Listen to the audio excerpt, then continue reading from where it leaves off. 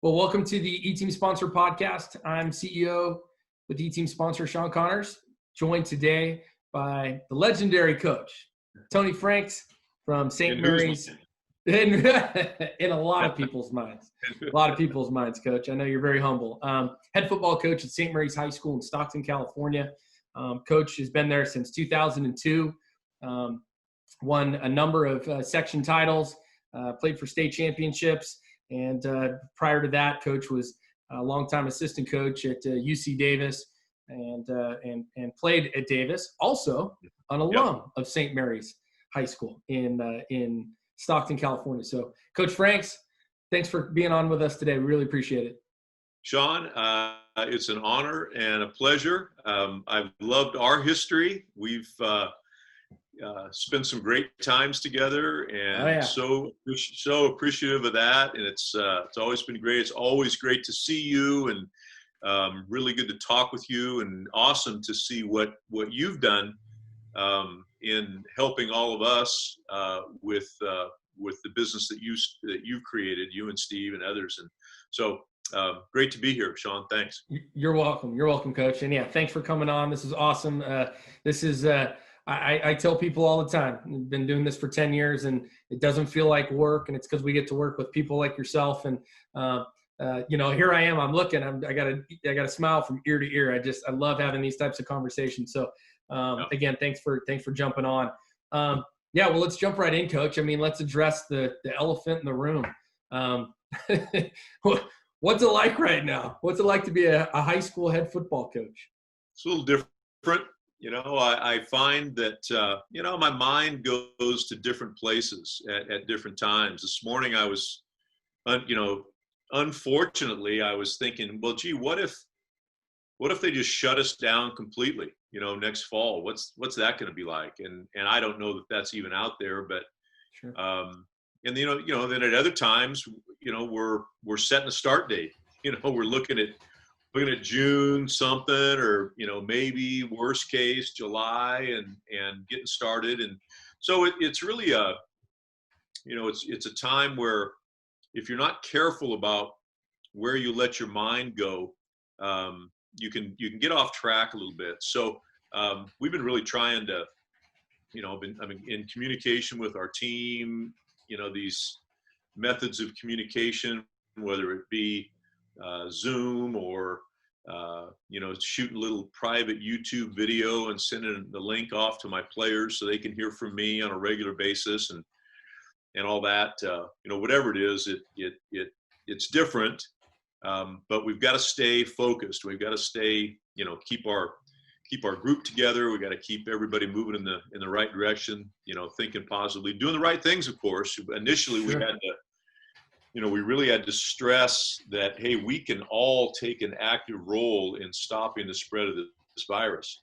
And so that was kind of the initial message. And now it's like, okay, we're settled in, and now we got to thrive during this challenging time, and then emerge ready to go, whatever that is, whatever date that happens to be. So been different, been a challenge, keeping focused, and trying to keep the troops focused.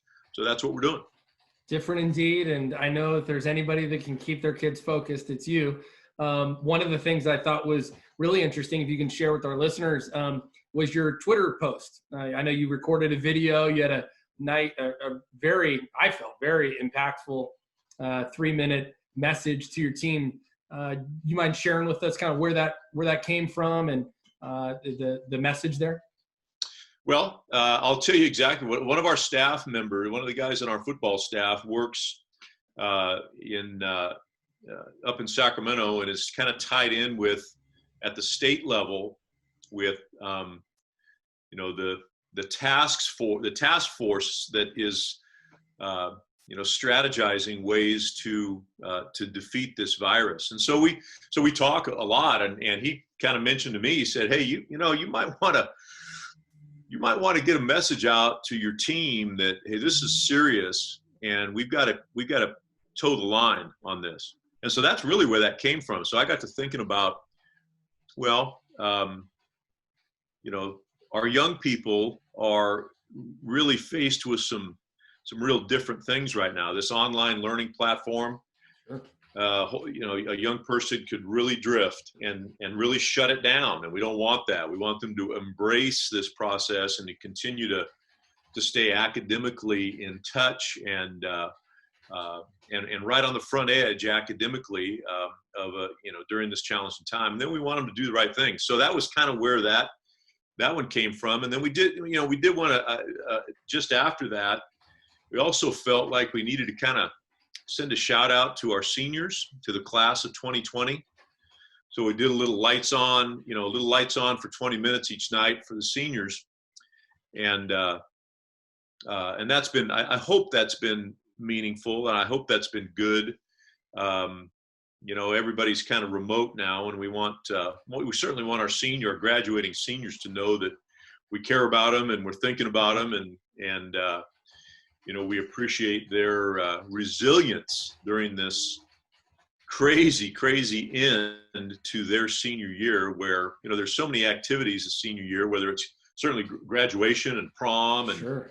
we have a baccalaureate mass for our kids, and we have a senior awards night, and we have a senior breakfast, and all the graduation parties and all the things that are so special and so meaningful for a young person at this time in their life.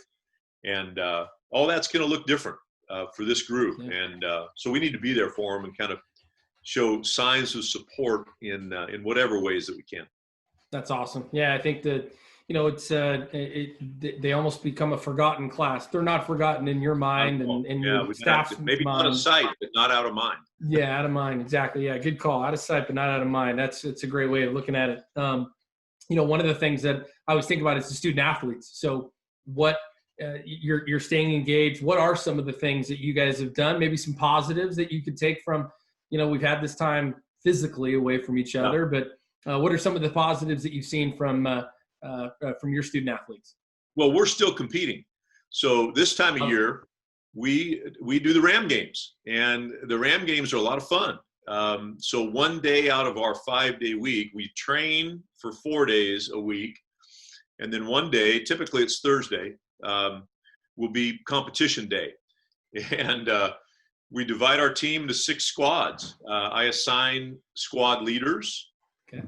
They're not necessarily, they're just squad leaders. And we want to, kind of develop some leadership skills with these guys. And Love it. so we assign squad leaders. We have a draft, which is a lot of fun, just like the NFL draft, names on a board. We do a lottery, we get draft picks, go through the team. Everybody drafts their team, for different skills and attributes and all that. So that's kind of fun.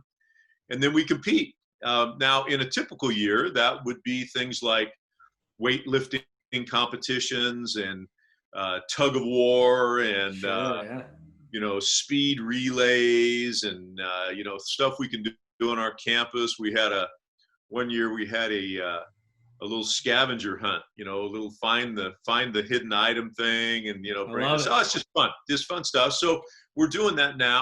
That's awesome, Coach. I love it. You're getting creative, right? Get creative, keep the kids engaged. Yeah. Got to do it. Yeah, we can't do tug of war, but we'll figure out something. That's great. That's awesome, Coach. I love hearing that. Well, you mentioned leadership. One of the things that we value here at eTeam Sponsor, and we know that all of our clients do as well. Leadership, especially right now, leading through adversity this time. But leadership to you, Coach. What does leadership mean to you, and maybe who are some of the leadership individuals that have influenced you in the way that you lead? Well, leadership is, leadership and culture are two elements of a team or an organization that I think really determine what, success or failure, how well you do and the experience that you have and great leadership is clearly essential, and it's not something that just happens. You have to work at it. You have to recognize it. You have to teach it. A young person, I don't think necessarily just comes to that. They have to, you have to sit down and around a table with some guys that you're asking some things of, and you have to talk to them about what your expectations are and and how we need to do things and how they need to handle not only others, but themselves first. So self-leadership is critical. And then we can, once we've got our own act a little bit together, we can maybe hope to begin to affect others. And it's neat to see. I had an athlete the other day when we were in school. One of our younger guys came into the weight room and he was late. And we have this little policy that if you're late, there's a little thing that you got to go do that helps encourage you to show up on time. And so I didn't even have to say a thing. This other older player saw this youngster come in late and said, "Hey, get over there and take care of it and don't be late again." I thought, man, this is working. This is what we want to see. We want to see our players take some responsibility and doing things right. And we need to be clear about that, about what we expect and how we operate. And it's everything. It's not any one thing. It's all things. It's our body language. It's our verbal language. It's explicit versus implicit communication, right? There's two different forms of communication. One are the words that I say. The other is how I say those words. And those two things can be in conflict at times. So we need to align with that. We need to teach those elements to the young men and young women that at times that we get an opportunity to work with. And it's a great forum to do it because we have great diversity. So we have all different sizes and shapes and colors and the whole deal, which is fantastic. It's the world, and it's awesome. And we've got great challenges. So we've got high anxiety, we have stress, we have difficulty. So all the elements that I think we want to develop in each other and think, that'll help get us through times like this, persistence and, positiveness and belief in each other and belief in the work that we can do together. It all comes into play. So it's a beautiful thing, and I love it. I can't wait to get back with my guys and continue on that mission that we do.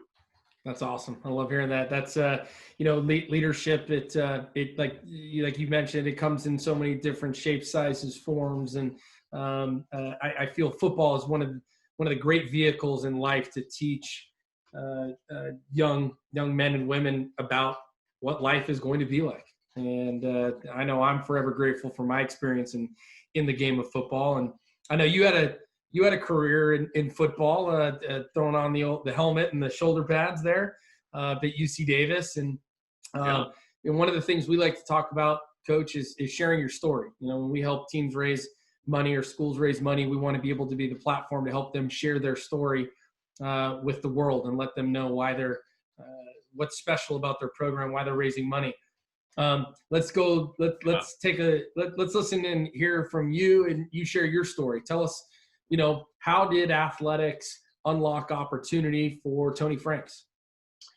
Well, I'll go back to my family history. My grandfather was an Olympic bronze medalist in heavyweight boxing. He came out of Stockton. He was this, big old 6'4" Irish Italian guy that was tougher than a bent nail. And he got into, as a youngster, he got into boxing here in Stockton, and competed in the 1932 Olympic Games. Wow. Down in Los Angeles, and won a bronze medal in heavyweight boxing. And so that experience, when I was growing up, and I spent a lot of time around my grandparents, and when I was growing up, knowing that he was able to do that, and just the kind of the place that put him in the world, it gave him a position of influence. People wanted to hear from him and hear about the experience and see the pictures. And it was kind of a neat thing. So my story, I ended up, I went to St. Mary's High School and competed in football and track. Ended up having some success in track in the spring, and I'll still never forget the day. This is how I ended up at Davis. It was totally, it was the most random thing you can imagine. I had pretty good grades in high school, and I threw the discus and made it to the state meet my senior year, and so had a decent throw, had a decent mark. And so Neil Zumbukas shows up one day at school. At the end of the day, I'm literally leaving campus on this day, and one of my classmates came running after me and said, "Hey, Tony, somebody's here to see you." And so I pulled back into the parking lot and went in and met Neil Zumbukas. And Neil said, "Hey, why don't you come up to Davis? I think we can get you in school, and even though you didn't pass high school Spanish, I think we can get you in school." But so that's how that started. And I ended up at Davis and met some of the most amazing people. I wouldn't trade that experience or that time in my life for anything. It was, my lifelong friends now were guys that were either my coaches, whether you're talking about, guys like Bob Biggs or, the late Fred Arp that was there coaching, and even Neil Zumbukas, who was just at Davis a short time when I was there and then ended up at Oregon for a long time and was the offensive line coach up there, during the Mike Bellotti years and that whole thing. But and then Jim Soker, guys like Jim Soker that was just a total mentor for me, and really showed me how you can get a fantastic blend in your life between athletics and academics and the arts and whatever else, fly fishing or whatever else you might have an interest in doing. The life best lived is the one that has balance. And so that not any one thing is too important. And he had a real Eastern philosophy about him, and I'll never forget that stuff. He was a PhD, he was a doctorate. He would frequent the faculty club on campus and sit with engineering professors and doctorates from all over that were high level academic people, and have lunch and have conversations about any number of things, and once in a while about football. Once in a while it was about football, but not always. And so so that was kind of the model for how to approach the game and how to live your life, in balance, and how to approach, what we do as football coaches, and how we treat our young people and how we can embrace all the different things that they do. And so it's really cool when one of our players is in the spring musical, at our school, or one of our players, has, the top 5% GPA guys, and that those sorts of things. We can really celebrate that, that sort of a broad approach to life and to sports and the whole thing. So huge influence during that time, and then left there and coached at Davis for a time, then got to coach at Santa Clara for a few years, and made some great friends there. Terry Malley and Ron DeMonter and Tony Shikoki and some of the others that were around Santa Clara at that time, and then went back to Davis and spent 12 years there, and then ended up back at St. Mary's. So awesome. I hear names like Terry Malley, and I go, "Oh my gosh!" I remember going to San Jose State football camp when he was coaching there, and remember that name. Jim Soker coached the first football clinic that I ever attended when I just graduated college, 2002. Went to a clinic that following January of 2003, and the first clinician I ever heard as being a high school football coach was Coach Soker. Oh, wow. And remember what he talked about? Coach, I do. Was it a football thing? No, not at all. I have the notes in my bag or in my my bookcase down here below. Yeah. And it's the first thing I wrote down. And I remember thinking, my goodness, I'm listening to a football coach and he has not talked X's and O's yet. I've been in there for an hour. Right. Hasn't said one thing about how to run an off tackle play.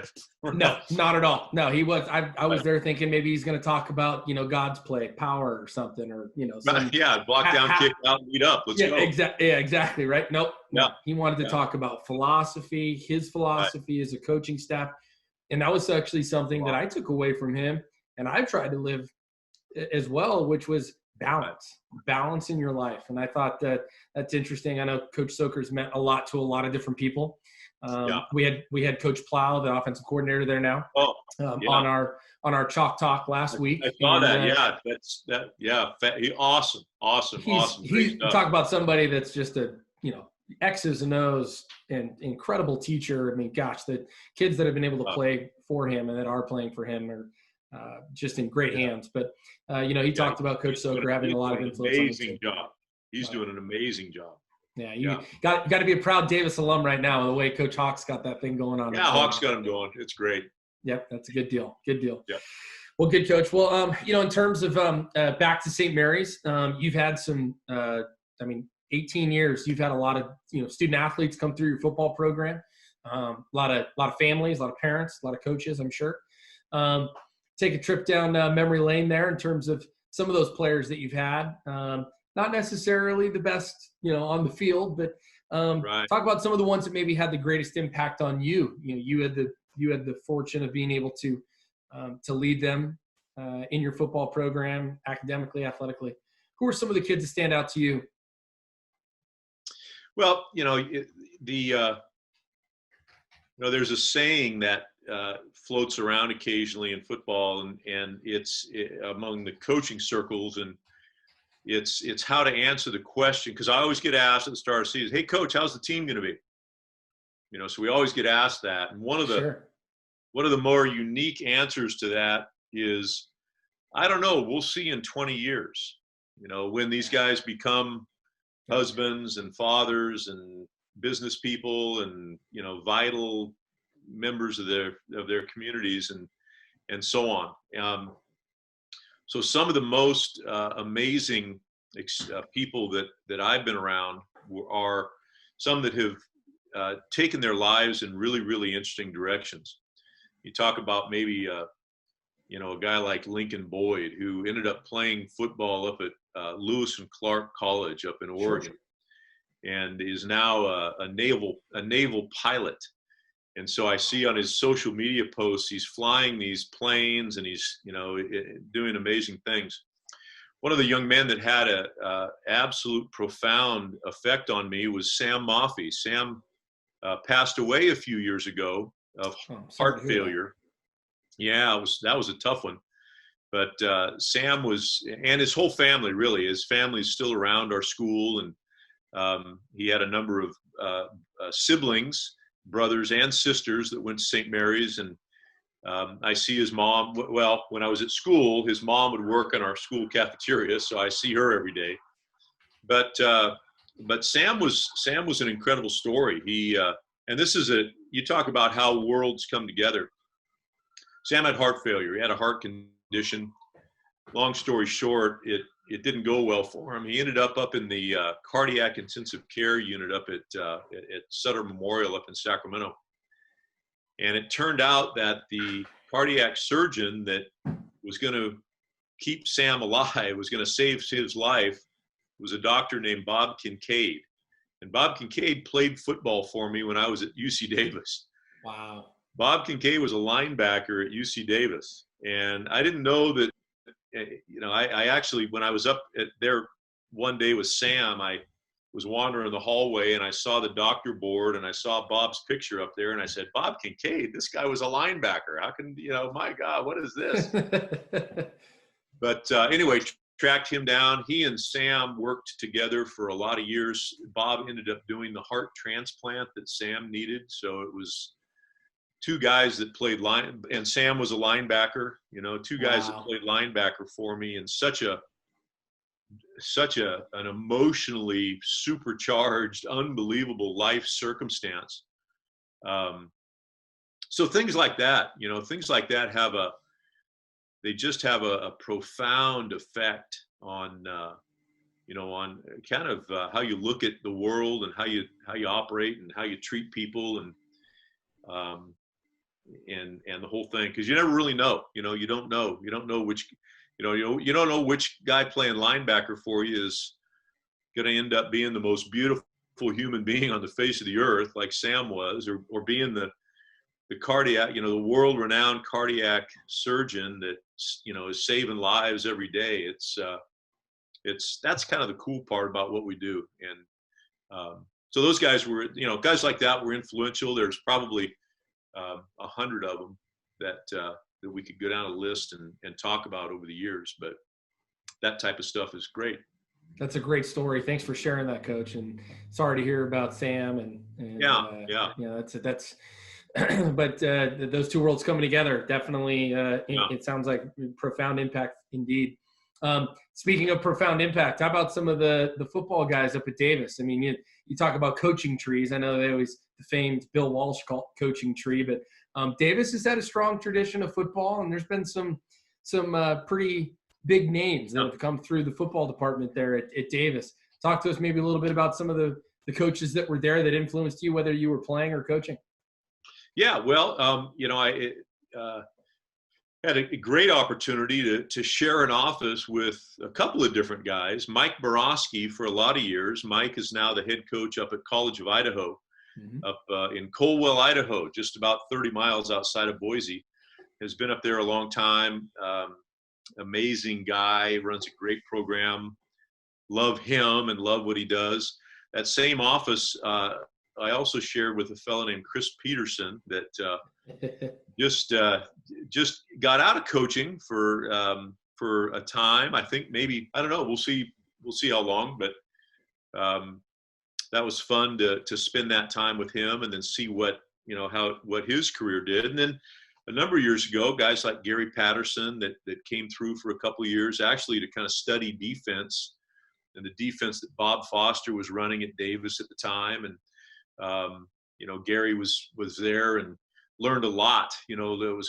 Is an amazing defensive football coach and learned, I think, a pretty good amount of it from Bob Foster during the time and what Bob did and all of that staff during the time that they were at Davis together. Guys like Mike Bellotti, and Nick Aliotti. Mike Bellotti was the head coach up at Oregon for a lot of years that played at Davis and was part of the great miracle game where 16 points were scored in 20 seconds to win the conference championship. It was kind of the rallying cry for all of us old Aggies that believed that anything was possible. Never say die, never quit. That kind of stuff. So that's great. Great. It's been an amazing. And then guys like Hawk that's there now and. Sure. Being there when Hawk was a fullback and met his, before he got married, met his wife Misty, there. Then they were there together, and so it was great. It's been good. It's been good stuff. That's awesome. Yeah, the football connection, or the door opens for people through the sport of football. You think about. I mean, I know you and I've had conversations about this. I mean, you sharing an office with Chris Peterson. Well, fast forward how many years down the road and you're up at the University of Washington with your staff watching spring practice, those types of opportunities. I think it's just so cool to hear that guys have that opportunity like you did. And it carries on years, down the road for more opportunities for not only yourself, but your coaching staff and your student athletes. That's really cool. Yeah, it's great. Yep, nice. It's a nice little fraternity. It is. It's a great fraternity. It's the best in the world. Great fraternity. It really is. My opinion. Well, good. Well, Coach, we'll have a little fun here. We like people being able to share their story. I'm a big foodie, so I want to know all the hot spots. I'm a 45 to 50 minute drive away from Stockton, California, so. We'll do a little rapid fire here with you and find out. What are you looking for? Well, number one, my dad My dad loves a good greasy spoon for breakfast. The place that, you're not sure if it's open when you're looking at it from the outside, but you go in and just incredible flavors and greasy spoon. Where are you going for breakfast? Two places, Pater's at the corner of Pacific and Ben Holt, and right down the street, right next to it's connected to the Pacific, to the bowling alley, the Pacific Avenue Bowl. Chuck's. So Chuck's for gigantic breakfasts and big old hamburgers, and Pater's for almost the same. Okay, great. Awesome. Love that for a breakfast spot. Let's see. Stockton, Coach, it's not football season. We're not dealing with a pandemic. We'll rewind to last spring. It's the spring. You want to get out, outdoor activity, you and the family. Where are you guys headed in Stockton? Oh, there's the Delta, the waterways. I just about 6 blocks from my house to the west, you can get out to whether it's Ladd's Marina or Buckley Cove, or even the Embarcadero area, where the Delta just comes right up to the edge of Stockton, and you can sit there and watch the sun go down and watch the boats go by and get a little bit of that Delta breeze, and it's great. That's a fantastic. That's good living there. That really is nice. Good to know. All right, we'll circle back on the food front. I love myself a great, Mexican dish, whether it's El Pastor, a burrito of some sort, or where's your go-to Mexican place? Oh, there's some there's some fantastic both food trucks. So there's a food truck that parks right off of I-5 on March Lane at the 76 station. And it's famous. There's always a line there. They have to have parking control. It's so jam-packed. And they've got, it's a burrito. Oh, it's unbelievable. They got cones out. It looks like a construction zone. It's amazing, but that's great. You can go a little bit further to the south and hit maybe Cancun and downtown Stockton. There's some real good places. Cancun, the Mi Ranchito, right off of Charter Way or Center Street, just this side of Charter Way down in Stockton for some good, authentic Mexican food. Can't go wrong. Love it. Okay, good. I'm gonna make sure I save those. Those are going into the phone. Next time I come out to see you, I'm making a stop there. So last thing, Coach, as we look to wrap up, will be you and I have known each other for a number of years, and we have a common connection in the old St. Mary's college football camp. And, I think something that I always took from the camp was that was a very special team building opportunity for you and your program. That wasn't just a football camp to go get 3 practices in a given day and, work on the field and obviously teach the game of football. But it was a much bigger, that was a bigger emphasis in terms of how important it was to your program. Share with our listeners why St. Mary's football camp, why it was special, and how integral that was as part of the football program there at St. Mary's. Well, it was tremendous, and we miss it. We really do. I feel like that was it had a huge negative effect on our summer and going into our fall season when when the state said, hey, you can't do contact camps, and we couldn't do that for a lot of reasons. One, I think it's valuable for our student athletes to spend time on a college campus. Yeah.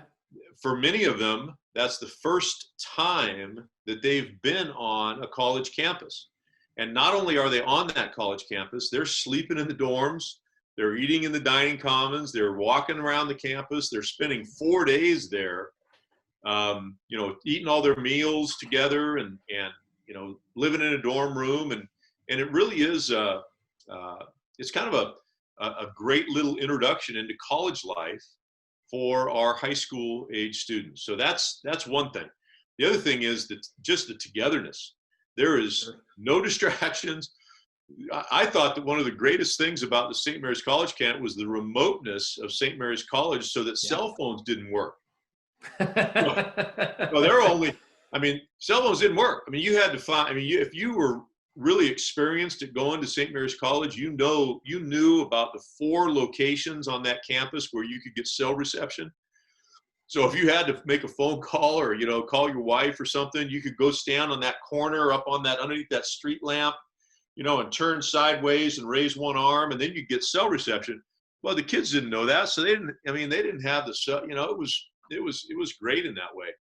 And we were able to, we did some ritual things there. We took the last night, we would always take a hike up to the cross that was on top of the hill, and we'd do a little, ritual, kind of a ceremonial thing with our players and kind of get kind of a little bit of a team player-led thing, and kind of let them bring themselves together and do something special and unique together as a group, which forms bonds and brings people together and helps people trust each other and the whole thing. And plus it was a lot of fun, which is great. And we got a ton of great work done. I mean, we really did. We felt like we came out of that thing with a pretty good idea about what our football team was all about. So, Yeah. it was great. I miss those days and I know that our players don't know that they miss it because the guys we have now never experienced that. Yeah.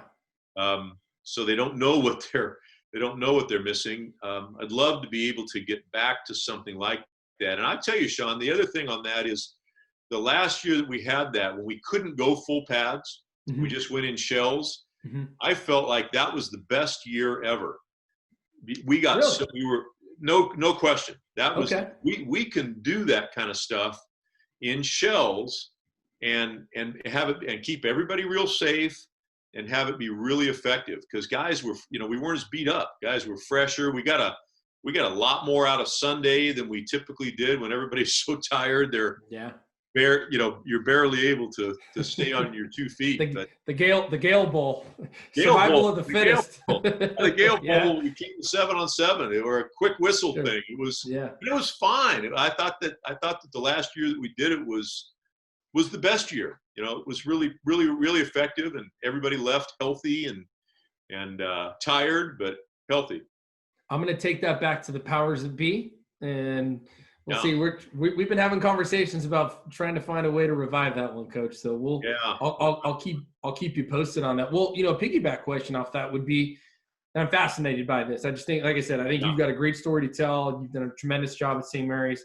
You said that it hurt the program not being able to go back to that. I couldn't agree with you more. I mean, I saw how much a program like yours was able to gain from having an opportunity like that.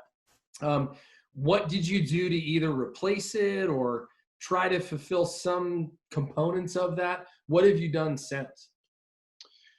Well, we stay on our campus, and Okay. I tell you, there is no replacement for it. You can't go out and do 7-on-7s or go to a 7-on-7 tournament on a Saturday somewhere and have it be anything remotely similar to that. So there is no replacement. There is no, we don't have a sleepover in the gym, we're not going to pretend that we can replicate that without actually going and doing it and going through the process together. And so without it, June looks different. One of the things that the camp motivated us to do was to get our offense and defense in, so there was a lot of install that was going on, because we'd say to our guys, hey, we're going to be running plays for 4 days. So we got to get this stuff in. And now it's not the same. You don't have that same sense of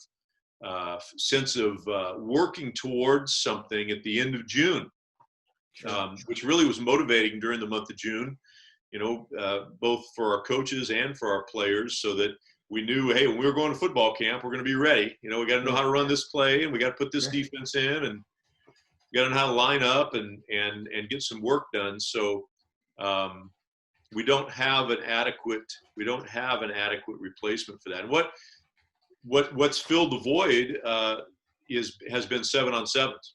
Yeah. And both for us, we try to do, we do 7-on-7, and you can do that in t-shirts and shorts. And then other people do 7-on-7. So a lot of our guys are involved in that to a high degree. So they're out there running and catching and throwing and playing defense and all that. And that's great.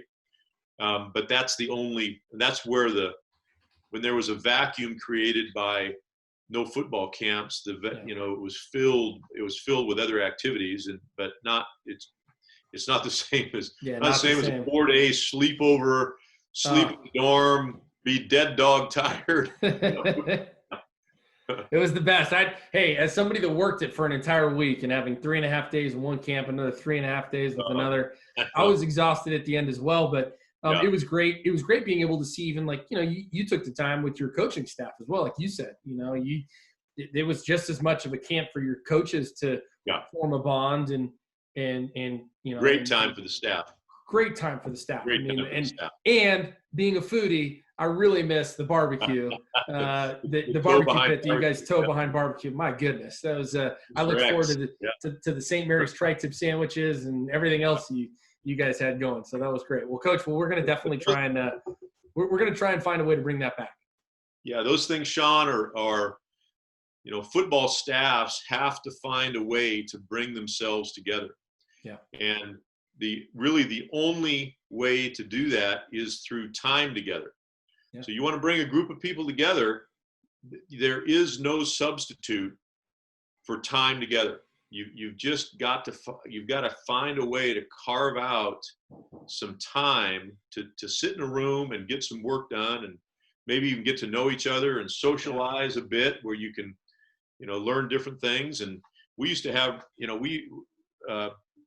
we haven't had one in a few years, but one of the best things we ever did was have a retreat. We had a staff retreat. We'd go off for a weekend, and we had a full Saturday agenda with our staff where we just sit in a room and cover some ground and get some work done and do it kind of on an interpersonal level.